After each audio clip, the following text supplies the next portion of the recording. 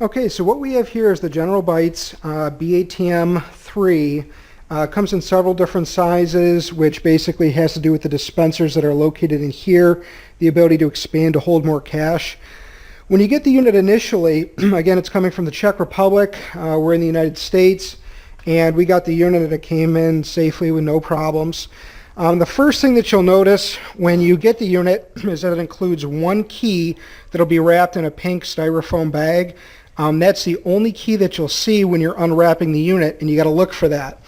When you get that key, that will unlock the front lower portion of the unit, which actually will have the rest of the keys and a bunch of additional tools inside, along with a couple rolls of printer paper and some additional items we'll talk about in a minute.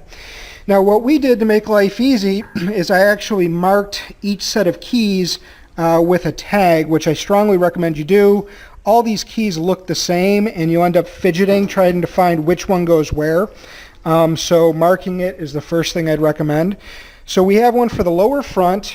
We have another set of keys that goes to the side of the unit. There's a third set of keys for the money that goes right here in the front of the unit, which we'll talk about in a minute. And then the last set of keys goes in the upper section. Now, just a note, on this upper section, if you try to twist this key, it can be a little tight. What helps is to actually squeeze in the front top panel as you're turning it. And you'll notice it opens up with no problem after you do that. Otherwise, it can be a little tricky because this mechanism is a little tight. So when you get the unit, you're going to plug it in. Because we're in the USA, Carol and the guys at General Bytes included a standard grounded cord. You can see in the inside here there's an on button. As soon as you flick that on, when we come around to the front of it, you'll see the LED screen light up initially so that you know it's on, and you'll start to hear the bill recycler.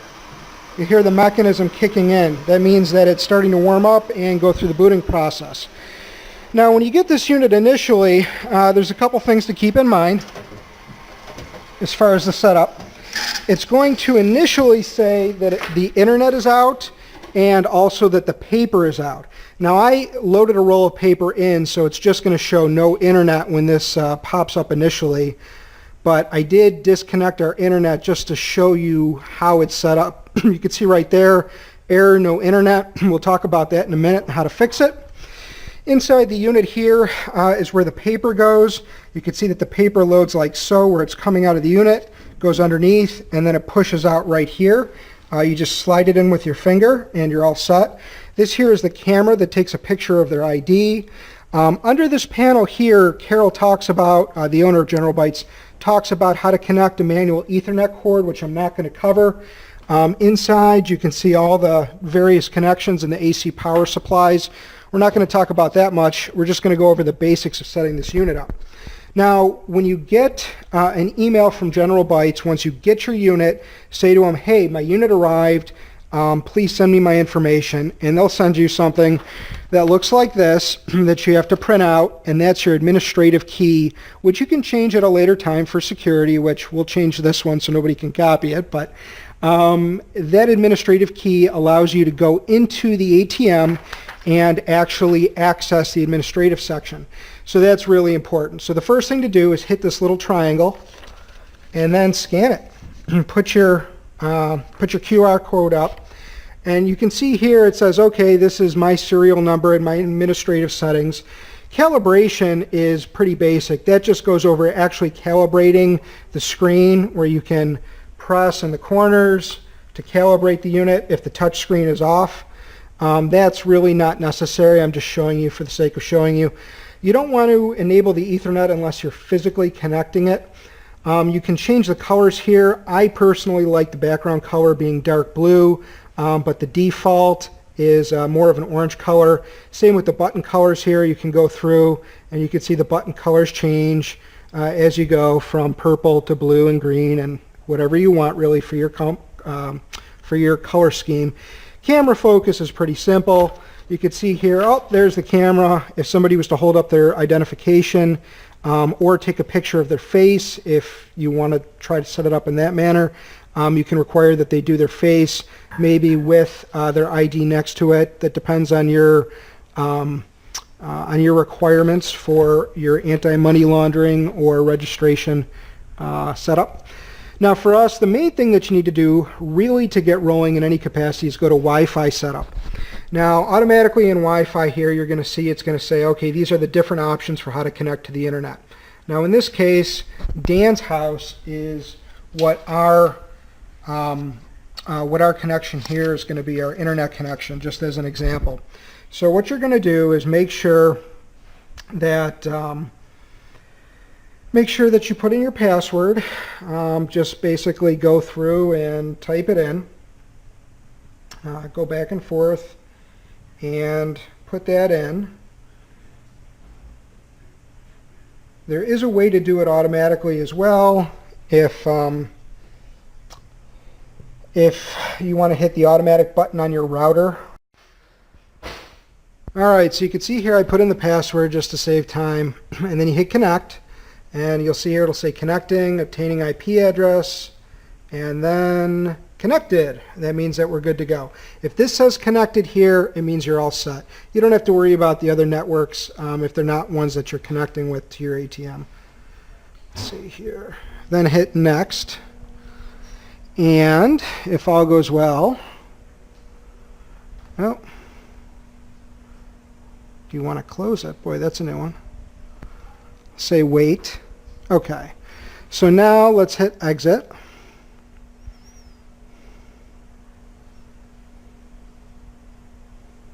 Come on.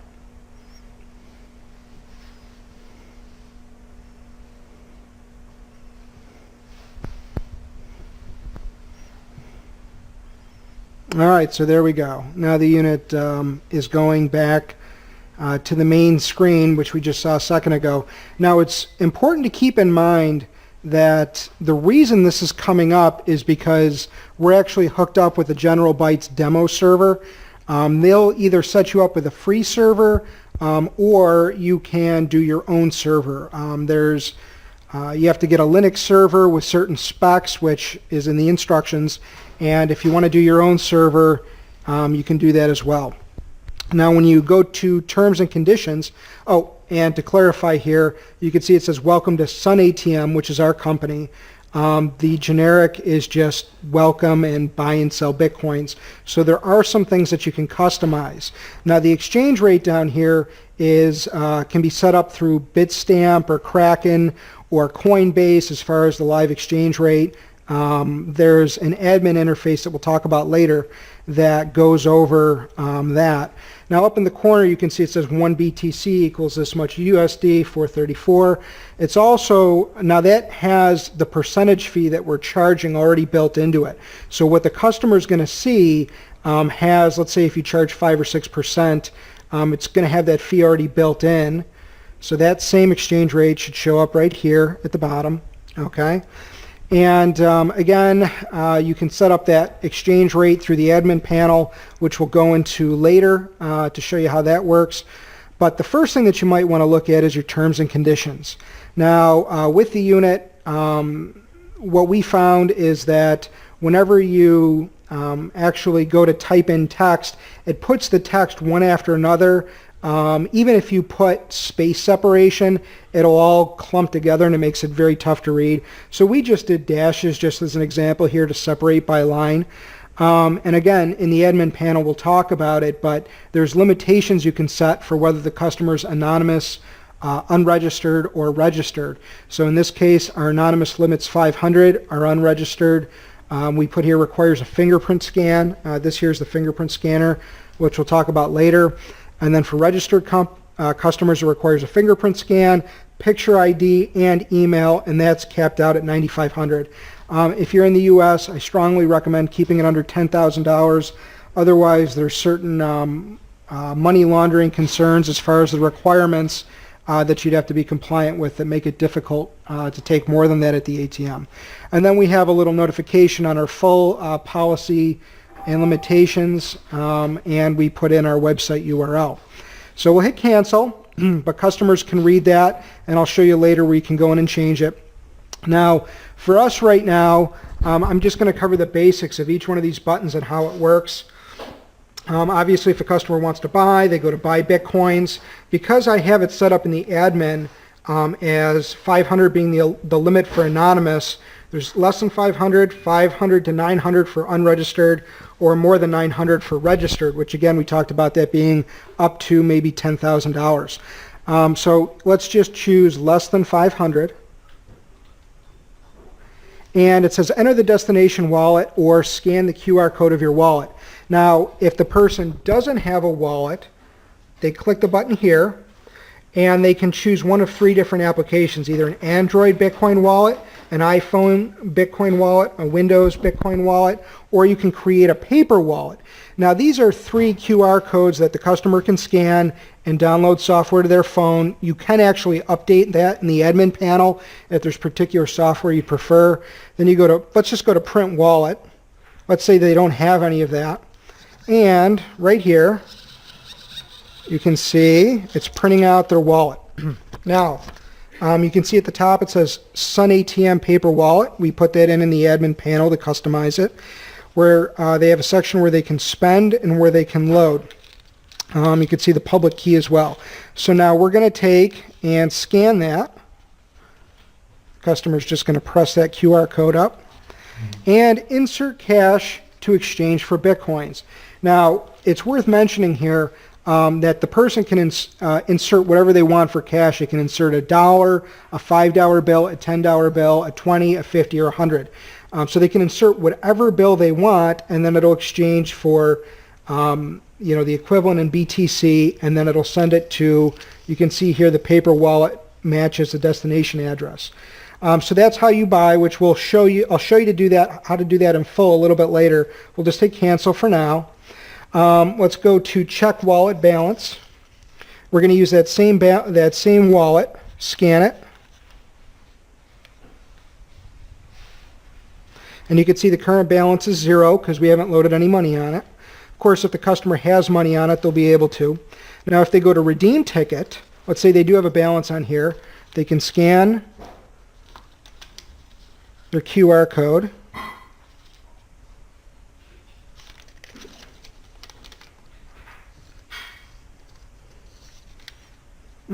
Oh, excuse me. For the redeem ticket, that's actually given after they load money, and they'll get a ticket where they can redeem it for cash. So bear with me, that isn't this one here. Let's go to sell Bitcoin. Same type of thing, less than 500, 509, or 9,500. Let's do less than 500. Now the exchange rate you can see here is 386.94. That's how much they're getting, because keep in mind, let's say today the exchange rate's at $400. Normally it's charging them money when they buy Bitcoins. We have it set up at 5%, or if they sell, they're losing money. So when they're selling, it's going to be less, and when they're buying, it's going to be more. Typically, you want to have these machines on average are set up anywhere from 5 to 7% on average. Now here you'll see that it says 20 and 50 USD for how much cash do you want to sell. The reason being, the machine we have set up in the admin section to either dispense 20s or 50s from our bill recycler and from the money we loaded. If you want, you could load $10 USD or $100 bills, however you want to do it. For us, we just set it at 20s and 50s. So if somebody wants to do this, they have to sell their Bitcoins in those increments. They can't go outside of it because that's the money that the machine's going to actually dispense. So let's hit cancel. So those are the main functions on the main screen. The next thing that we're going to talk about is actually the internals of the unit and how to buy and sell money and how to use these drawers. Now over here you can see we actually installed a faceplate for the cash dispenser. Originally there was this plate here which you have to take and remove the screws and install this guy as it's pictured here. With the unit they actually included screwdrivers and some nuts. It's the 7mm unit. that actually takes these nuts on and off and allows you to swap it out. So let's go in here and describe what's going on. Now, just to make life easy, I took and labeled different parts of the machine for the purposes of this video and for the purposes of people accessing it, because otherwise it can be a little confusing. So this door pushes in and lifts up. Now, I had marked this dispenser 1, dispenser 2, and acceptor for cash box you can see here. This up here is the bill recycler. We have it so that if somebody puts in $20 or $50 bills, those are held within this unit, within the recycler, so that it'll spit them back out for customers in increments of 20s or 50s. It will not spit out, say for example, 5s, 10s, or 100s, because that's how this is set up. It only has the ability to recycle 2 denominations of bills. Now down here, you give this a solid push, like so. Solid pull, excuse me. And this is where all the money will go, whether it's 1s, 10s, or $100 bills, anything with the exception of those 20s and 50s, which are held in the recycler. Now those bills will be loaded under this spring unit here, and that's where your money will need to go to be taken out of for deposit. Now, in order to open this up, you just press on this little yellow tab, pull it like so, push, lock, and you're all set. Now when it goes in blue arrow up. These here, by the way, are just, this is just a desiccant. It's not doing anything at all. It's just sitting there. That pushes in like so. You can hear it clicking and registering. Now this here, by the way, make sure that that is pushed in all the way and that those buttons lock. All right. Now this little green tray here is for crinkled bills. Any bills that are defective, say they're bent up or squished. If any bills that you put in either one of these 2 loading dispensers, which we'll talk about in a minute, are not good quality, they will actually kick into this tray for you to take separately instead of actually going out to the customer. So in order to release it, you can just push the button on the front, and first we'll take dispenser 1 out. Now it's worth mentioning you typically want the lower denomination bills in the top and the higher in the bottom. So here in the US, we have it set up for 20s and 50s. You could do maybe 20s and 100s or however you want to do it, or 50s and 100s, but always have the lower denomination on top. So I'm going to pull this out real quick, and I'm going to show you how to access this. There's a button on this side of the unit. You press in with your finger, and you lift up like so, and then this little green tab pops back, and this little green tab pulls up. There's a couple more things I wanted to add that I forgot about. In the admin settings, you can actually add and change whatever languages you want. Here I have English, Spanish, and French being the 3 most common in the US, but there's a whole lot of different options. I want to show you real quick what happens if somebody goes to buy Bitcoins and say you don't actually have the money in your Bitcoin wallet as the ATM operator. So we're having somebody buy less than $500 worth of Bitcoins. We're going to have them say, put it on this paper wallet. Again, they can scan their phone or whatever they want. Now we're going to take and we're going to insert $20. You'll notice up here it'll say inserted cash, $20. All right, which equals this amount, and we'll say buy Bitcoins. Now keep in mind that on our hot wallet, we have a hot wallet and we have an exchange wallet. Neither one has any balance right now. So when somebody goes to do that, it's not going to give them their money back or cancel the transaction. It's going to say processing, and it's going to run into a snafu. Because there's zero balance, it's basically going to tell them, hey, you tried to do this, you put money in, however, the transaction will not go through. So we have our support phone number on there, and it prints them out this ticket.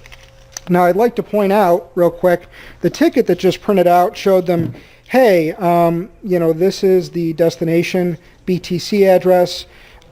This is the amount that you tried to purchase. The operator is us, Sun ATM, our phone number, our email, and we put any system errors will be quickly rectified. Now you have to actually change that in the admin section, or else the default, if there is an error, will come up like this. It'll say, notice again we put Sun ATM at the top instead of just buy crypto receipt. And then at the bottom where it's blank, you have to make sure to put in your information, or else if there's any type of transaction error whatsoever, they won't have your contact information on the bottom of the receipt. Now when this happens, again, it will not actually give them their money back. So you have to go into your administrative portal and see a record of the transaction and then manually give them their Bitcoins if that's the case. Now if somebody tries to sell Bitcoins and there's not enough money in the machine, it will actually stop the transaction, but it won't when they're buying if your hot wallet or your exchange service is not loaded with enough cash. So that is important to keep in mind, something that you have to keep an eye on. And yeah, thank you.